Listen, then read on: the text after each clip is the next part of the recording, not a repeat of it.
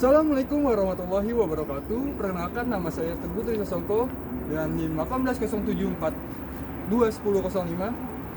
mahasiswa Teknik Informatika dan Komputer, program studi Teknik Multimedia dan Jaringan.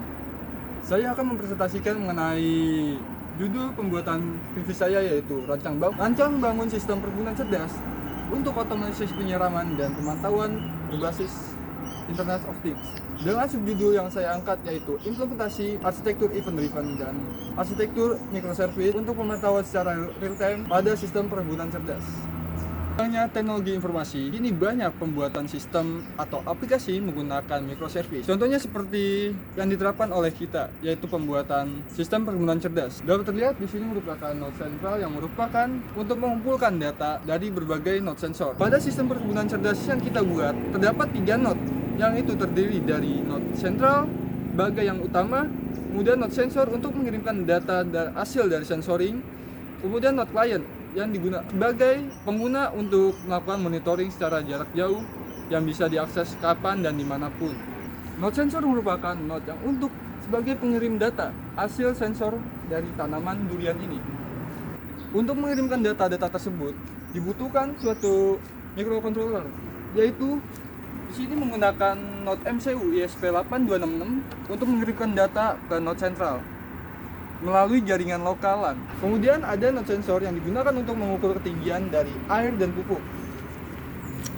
Di sini menggunakan ultrasonik untuk mengukur ketinggian dari air. Kemudian ada node sensor yang digunakan sebagai mengukur ketinggian air dan pupuk.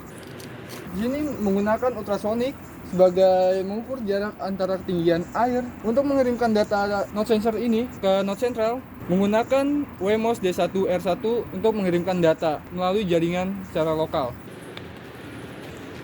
Kemudian terdapat node sentral. Node sentral sebagai node untuk mengumpulkan data-data hasil dari sensor-sensor tersebut. Di sini dapat terlihat sebuah LCD untuk melakukan monitoring secara langsung. Di sini menggunakan LCD 16x2 untuk melakukan monitoring. Di sini untuk pengumpulan data menggunakan node MCU sebagai node sentral mengirimkan data. Setelah data-data tersebut terkumpul, kemudian akan dikirimkan Arduino Uno untuk dilakukan eksekusi penyiraman. Untuk power yang digunakan yaitu power supply untuk mengaliri arus ke node MCU dan Arduino Uno. Untuk mempermudah petani dalam melakukan monitoring digunakan Telegram. Node sentral terhubung dan terintegrasi menggunakan Telegram, yaitu aplikasi pesan singkat yang digunakan oleh banyak orang dan dapat di-download secara gratis. Petani dengan mudah tinggal melakukan pesan start untuk mengetahui komen apa aja yang bisa digunakan, seperti perintah info tanaman. Di sini tanaman node sentral akan mengirimkan informasi mengenai kelembapan tanah, nilai pH. Kemudian ada perintah untuk melihat ketinggian air, yaitu /info_air pupuk.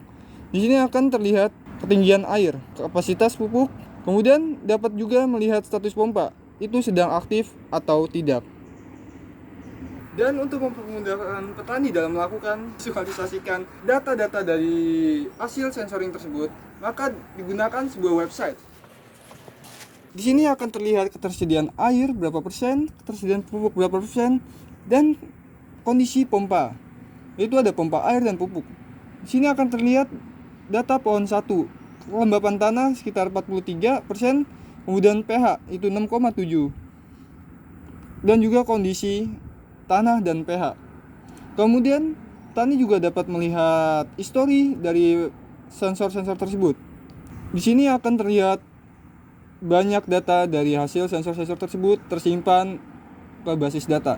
Dan juga petani dapat melihat grafik dari kelembapan tanah, pH, ketinggian air, dan ketinggian pupuk. Sekian dari presentasi saya. Kurang lebihnya mohon maaf. Terima kasih. Assalamualaikum warahmatullahi wabarakatuh.